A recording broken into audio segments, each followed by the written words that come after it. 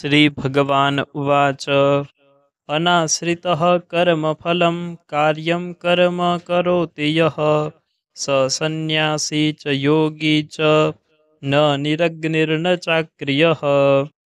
ભગવાન કહે છે કે જે માણસ કર્મફળનો આશ્રય લીધા વિના કરવા યોગ્ય કર્મ કર્તવ્ય કર્મ આચરે છે તે સંન્યાસી તેમજ યોગી છે, જ્યારે કેવળ અગ્નિનો ત્યાગ કરનારો સંન્યાસી નથી અને માત્ર ક્રિયાઓનો ત્યાગ કરનારો યોગી નથી। હે પાંડવ, જેને સંન્યાસ કહે છે એને જ તું યોગ જાણ, કેમ કે સંકલ્પનો ત્યાગ ન કરનાર કોઈ પણ માણસ યોગી નથી હોતો। યોગમાં આરૂઢ થવા ઈચ્છુક મનનશીલ માણસ માટે નિષ્કામ ભાવે કર્મ કરવું એ જ યોગની પ્રાપ્તિમાં હેતુ કહેવાય છે, અને યોગારૂઢ થયા બાદ એ યોગારૂઢ માણસનો જે સમસ્ત સંકલ્પનો અભાવ છે એ જ કલ્યાણમાં હેતુ કહેવાય છે। જે વખતે નથી તો ઇન્દ્રિયોના ભોગોમાં આસક્ત થતો કે નથી કર્મોમાંય આસક્ત થતો તે વખતે સંકલ્પનો ત્યાગી માણસ યોગારૂઢ કહેવાય છે। પોતાના વડે પોતાનો સંસાર સાગરથી ઉદ્ધાર કરે અને પોતાને અધોગતિમાં ન નાખે, કારણ કે માણસ પોતે જ પોતાનો મિત્ર છે અને પોતે જ પોતાનો શત્રુ છે। જે જીવાત્મા દ્વારા મન અને ઇન્દ્રિયો સહિત શરીર જીતવામાં આવ્યું છે એ જીવાત્માનો એ પોતે જ મિત્ર છે, અને જેના વડે મન તથા ઇન્દ્રિયો સહિત શરીર નથી જીતવામાં આવ્યું એના પ્રત્યે પોતે જ શત્રુની જેમ શત્રુતામાં વર્તે છે। ઠંડી ગરમીમાં, સુખ દુઃખાદિમાં તથા માન તેમજ અપમાનમાં જેના અંતઃકરણની વૃત્તિઓ સમ્યક રીતે શાંત છે એવા સ્વાધીન આત્માવાળા મનુષ્યના જ્ઞાનમાં પરમાત્મા સમ્યક પ્રકારે સ્થિત છે, એટલે કે એના જ્ઞાનમાં પરમાત્મા સિવાય બીજું કશું જ છે નહીં। જેનું અંતઃકરણ જ્ઞાન અને વિજ્ઞાનથી તૃપ્ત છે, જેની સ્થિતિ વિકાર રહિત છે, જેની ઇન્દ્રિયો સારી રીતે જીતાયેલી છે, તેમજ જેના માટે માટી પથ્થર અને સુવર્ણ સમાન છે એ યોગી મુક્ત અર્થાત ભગવત પ્રાપ્ત કહેવાય છે।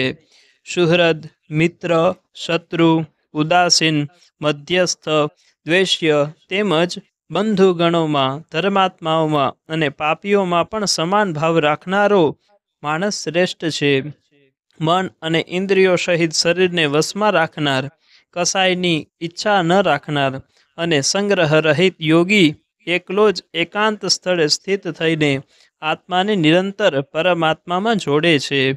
પવિત્ર ભૂમિ પર કે જેના ઉપર ક્રમ પ્રમાણે દર્ભ, મૃગચર્મ અને વસ્ત્ર પાથરેલા છે, તેમજ ન ઘણા ઊંચા અને ન ઘણા નીચા એવા પોતાના આસનને સ્થિર રૂપ સ્થાપીને એ આસન પર બેસીને ચિત્ત અને ઇન્દ્રિયોની ક્રિયાઓને વશમાં રાખી મનને એકાગ્ર કરીને અંતઃકરણની શુદ્ધિ માટે યોગનો અભ્યાસ કરે, કાયા, મસ્તક અને ડોકને સીધા તેમજ ટટ્ટાર ધારણ કરીને અને સ્થિર થઈને પોતાની નાસિકાના અગ્રભાગે દ્રષ્ટિ ટેકવીને અન્ય દિશાઓને ન જોતો, સમમ કાય શિરોગ્રીવમ ધારયન્નચલમ સ્થિરઃ સંપ્રેક્ષ્ય નાસિકાગ્રમ સ્વમ દિશશ્ચાનવલોકયન, બ્રહ્મચારીના વ્રતમાં સ્થિત નિર્ભય તથા સમ્યક રીતે શાંત અંતઃકરણનો સાવધાન યોગી મનને સંયત કરી મારામાં ચિત્ત જોડી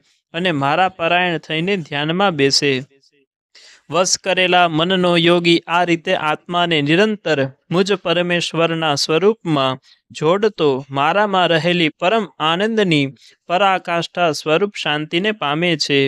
હે અર્જુન, આ યોગ ખૂબ ખાનારનો સિદ્ધ થતો નથી। હે અર્જુન, આ યોગ ખૂબ ખાનારનો સિદ્ધ થતો નથી, તેમજ બિલકુલ ન ખાનારનો પણ સિદ્ધ થતો નથી, તથા ઘણું ઊંઘનારનો સિદ્ધ થતો નથી, તેમજ હંમેશા જાગનારની પણ સિદ્ધ થતો નથી।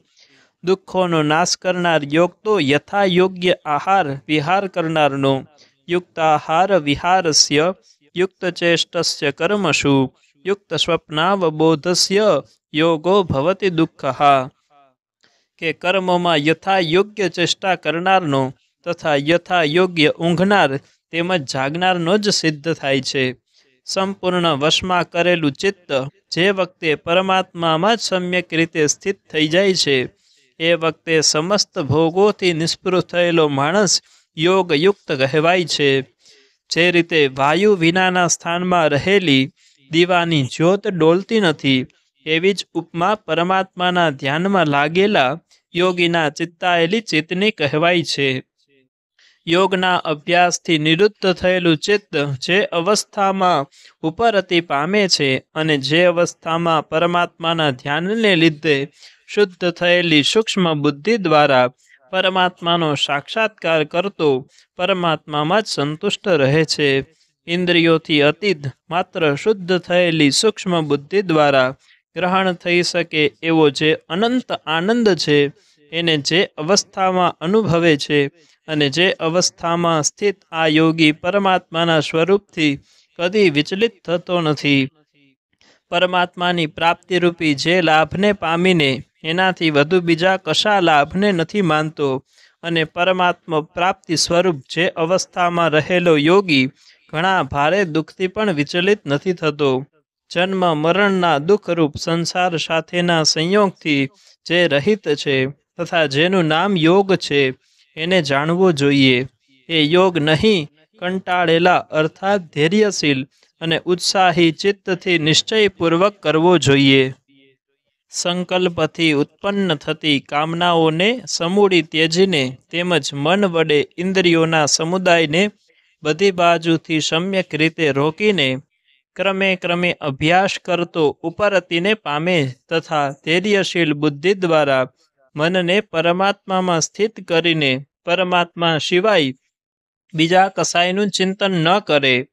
આ સ્થિર ન રહેનારું અને ચંચળ મન જે શબ્દાદિ વિષયના નિમિત્તે સંસારમાં વિચરે છે, તે વિષયમાંથી રોકીને એને વારંવાર પરમાત્મામાં જ નિરુદ્ધ કરવું. યતો યતો નિશ્ચરતી મનશ્ચંચલમસ્થિરમ તતસ્તતો નિયમ્યે તદ આત્મન્યેવ વશમ નયેત. જ્યારે પણ આપણે ભગવાનના જપ કરતા હોઈએ છીએ ત્યારે આપણી સાથે પણ આ બને છે કે ત્યારે આપણે જપ સમયે આપણે અલગ અલગ વિચાર આવે છે. તો ગીતાજીમાં એમનું નિરાકરણ આપ્યું છે કે આ સ્થિર ન રહેનારું અને ચંચળ મન જે શબ્દાદિ વિષયના નિમિત્તે સંસારમાં વિચરે છે, તે વિષયમાંથી રોકીને એને વારંવાર પરમાત્મામાં જ નિરુદ્ધ કરવું, સતત એને પરમાત્મામાં જોડી રાખવું. કેમ કે જેનું મન સમ્યક રીતે શાંત છે, જે નિષ્પાપ અને જેનો રજોગુણ શાંત થઈ ચૂક્યો છે, એવા બ્રહ્મની સાથે એકાત્મતાને પામેલા આ યોગીને ઉત્તમ આનંદ પ્રાપ્ત થાય છે. એ પાપ વિનાનો યોગી આ પ્રમાણે નિરંતર આત્માને પરમાત્મામાં જોડતો સુખેથી પરબ્રહ્મ પરમાત્માની પ્રાપ્તિરૂપ અનંત આનંદનો અનુભવ કરે છે. સર્વવ્યાપી અનંત ચેતનામાં એકાત્મ ભાવે રહેવા રૂપી યોગથી યુક્ત આત્મવાન તેમજ સૌમાં સમભાવે જોનાર યોગી આત્માને સર્વભૂતોમાં રહેલો અને સર્વભૂતોને આત્મામાં કલ્પિત જુએ છે. જે માણસ ભૂતોમાં સહુના આત્મારૂપ મુજ વાસુદેવને જ વ્યાપેલ જુએ છે અને ભૂતોને મુજ વાસુદેવની અંતર્ગત જુએ છે, એને માટે હું અદ્રશ્ય નથી હોતો અને એ મારે માટે અદ્રશ્ય નથી હોતો. યો મામ પશ્યતિ સર્વત્ર સર્વં ચ મયિ પશ્યતિ તસ્યાહમ ન પ્રણશ્યામિ સચ મે ન પ્રણશ્યતિ. જે માણસ એકાત્મ ભાવમાં સ્થિત થઈને સર્વભૂતોમાં આત્મારૂપે રહેલા મુજ વાસુદેવને ભજે છે, એ યોગી સર્વ રીતે વર્તવા છતાં મારામાં જ વર્તે છે. હે અર્જુન, જે યોગી પોતાની જેમ ભૂતોમાં સમ જુએ છે તેમજ સુખ અથવા દુઃખને બધામાં સમ જુએ છે, એ યોગી પરમ શ્રેષ્ઠ મનાયો છે. અર્જુન કહે છે, હે મધુસૂદન, જે આ યોગ આપે મને સમભાવે કહ્યો, મન ચંચળ હોવાને લીધે હું આની નિત્ય સ્થિતિને નથી જોતો. કારણ કે હે કૃષ્ણ, ચંચલમ હિ મનઃ કૃષ્ણ પ્રમાથી બલવદ્રઢમ તસ્યાહમ નિગ્રહમ મન્યે વાયોરીવ સુદુષ્કરમ. કેમ કે હે શ્રી કૃષ્ણ, મન ઘણું ચંચળ અને પ્રમથન સ્વભાવનું અત્યંત દ્રઢ અને બળવાન છે. આથી એને વશમાં કરવાનું હું વાયુને રોકવાનું પેઠે ઘણું દુષ્કર માનું છું. વાયુને રોકવો જેમ બહુ કઠિન છે એવી રીતે મનને કાબૂમાં રાખવું બહુ કઠિન છે. ત્યારે ભગવાન શ્રી કૃષ્ણ કહે છે, હે મહાબાહો, નિઃસંદેહ મન ચંચળ તેમજ મુશ્કેલીથી વસ્તનારું છે, છતાં પણ હે કુંતી પુત્ર, એ અભ્યાસ અને વૈરાગ્ય વડે વશમાં થાય છે. અભ્યાસે નતુ કૌંતેય વૈરાગ્યેણ ચ ગૃહ્યતે. સતત જો અભ્યાસ કરવામાં આવે ને તો મન છે એ પણ એની ચંચળતા છોડી દે છે અને એ વશમાં થઈ જાય છે. અને વૈરાગ્યનો ભાવ આવે તો પણ મન છે એ વશ થઈ જાય છે. જેનું મન વશમાં કરાયેલું નથી એવા માણસ દ્વારા યોગ દુષ્પ્રાપ્ય એટલે કે પ્રાપ્ત થવું મુશ્કેલ છે. અને જેણે મનને વશ કર્યું છે એવા પ્રયત્નશીલ માણસ દ્વારા સાધન વડે એ પ્રાપ્ત થવો સહજ છે. આ મારો મત છે. અર્જુન કહે, હે શ્રી કૃષ્ણ, જે યોગમાં શ્રદ્ધા તો ધરાવે છે પરંતુ સંયમી નથી, એ કારણે અંતકાળે જેનું મન યોગથી વિચલિત થઈ ગયું છે એવો સાધક યોગી યોગની સિદ્ધિને એટલે કે ભગવત સાક્ષાત્કારને ન પામતા કઈ ગતિને પામે છે? એ મહાબાહો, શું એ ભગવત પ્રાપ્તિના માર્ગમાં મોહ પામેલો અને આશ્રય વિનાનો માણસ છિન્ન ભિન્ન થયેલા વાદળની પેઠે બે બાજુથી ભ્રષ્ટ થઈને નાસ્તો નથી પામતો ને? હે શ્રી કૃષ્ણ, મારા આ સંશયને સમૂળો છેદવા માટે આપ જ લાયક છો, કેમ કે આપના વિના બીજો આ સંશયનું છેદન કરનાર મળવો સંભવિત નથી. ત્યારે ભગવાન શ્રી કૃષ્ણ કહે છે, હે પાર્થ, એ માણસનો ન તો આ લોકમાં વિનાશ થાય છે કે ન પરલોકમાંય, કેમ કે આત્મોદ્ધાર માટે અર્થાત ભગવત પ્રાપ્તિ અર્થે કર્મ કરનાર કોઈ પણ મનુષ્ય દુર્ગતિને પામતો નથી. નહીં કલ્યાણ કૃત કશ્ચિદ દુર્ગતિમ તાત ગચ્છતિ.